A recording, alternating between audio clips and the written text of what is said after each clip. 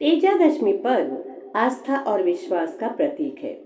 तेजादशमी का पर्व मध्य प्रदेश के मालवा, निमाड़, झाबुआ सहित पूरे प्रदेश एवं अन्य प्रांतों में तथा विशेष रूप से राजस्थान में मनाया जाने वाला प्रमुख पर्व है। यह प्रतिवर्ष भाद्रपद शुक्ल दक्ष की दशमी को मनाया जाता है।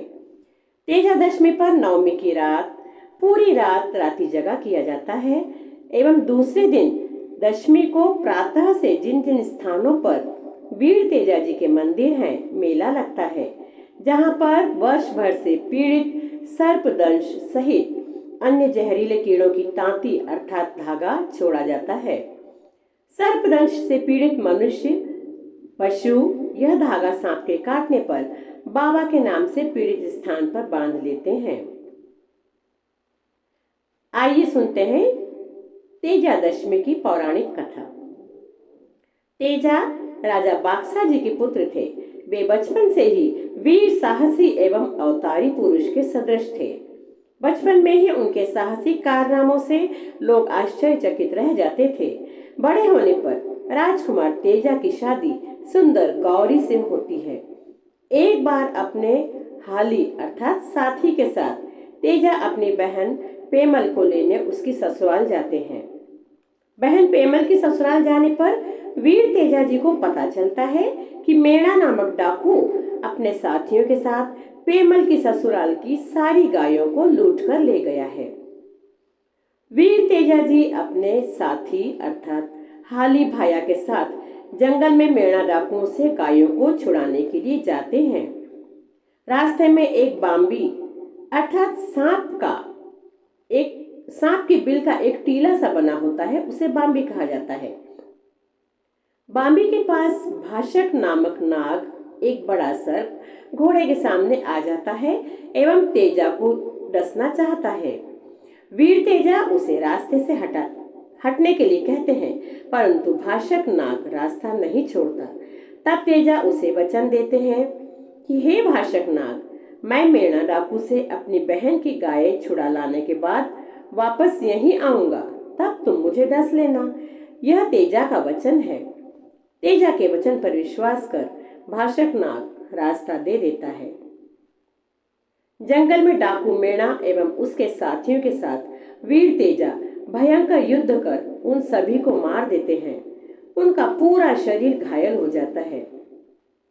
ऐसी अवस्था में अपने हाली के साथ गायें बहन पेमल के घर भेजकर वचन में बंधे तेजा भाषक नाग की बाम्बी की ओर जाते हैं। घोड़े पर सवार तेजा का पूरा शरीर घायल अवस्था में था। पूरे शरीर में जगह जगह चोट लगी थी। ऐसी अवस्था में भी तेजा को आया देखकर भाषक नाग आश्चर्यचकित रह जाता है।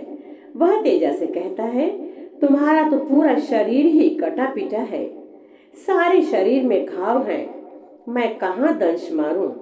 तब वीर तेजा जी उससे कहते हैं, कोई बात नहीं, मेरी जीभ सुरक्षित है। हे भाषक नाग, तुम मेरी जीभ पर डस लो।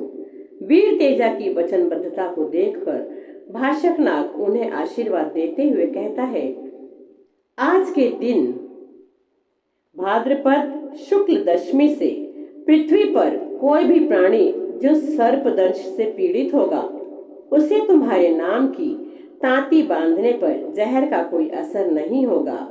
उसके बाद भाषक नाग घोड़े के पैरों पर से ऊपर चढ़कर तेजा की जीभ पर दंश मारता है। उसी दिन से यह परंपरा चली आ रही है। मध्य प्रदेश एवं राजस्थान के कई स्थानों पर मेला लगता है। जहां तेजा जी की थानक है, वहां नवमी और दशमी को मेला लगता है। बाबा की सवारी आती है।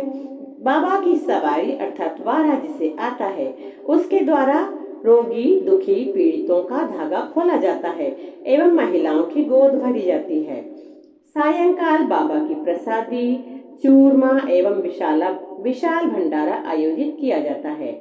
हजारों की संख्या में श्रद्धालु नारियल चढ़ाने एवं बाबा की प्रसादी ग्रहण करने थानक पर जाते हैं। इस तरह तेजादशमी का पर्व संपूर्ण भारत के अनेक प्रांतों में अनेक गांवों में आस्था एवं श्रद्धा एवं विश्वास के प्रतीक के स्वरूप में मनाया जाता है। आज भी लोगों का विश्वास पूर्ण रूप से बना हुआ है। लोक परंपरा में लोग उन्हें देवता मानते हैं और पूर्ण आस्था और विश्वास के साथ उनके मंदिर जाते हैं। जय तेजाजी महाराज।